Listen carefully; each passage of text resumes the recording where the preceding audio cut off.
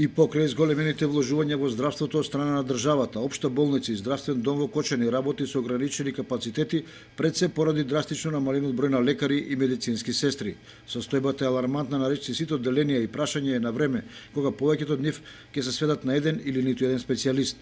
Тоа може да доведе до ограничено функционирање или нефункционирање на редовните прегледи, на редовните дежурства, како и на посложените оперативни зафати.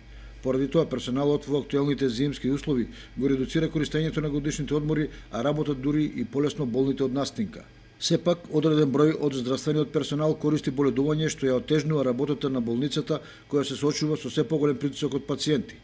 За да се обезбеди оптимално функционирање, се работи координирано со итната медицинска помош, потоа со здравствените домови од Кочани и од Виница. За дополнително да не се влошуваат состојбите, а и поради екстремно ниските температури и зголемениот број на лица со грип во регионот, во сила е забраната за посети на болни лица, болничките соби се дезинсекцираат и се преземаат други превентивни мерки. Поради зголемениот притисок од пациенти, општините кои гравитираат кон Кочани, на дел од нив лекарска помош им се пружа во одделенијата на општа болница, а по сериозните случаи се препраќаат до здравствените установи во Скопје и во Штип.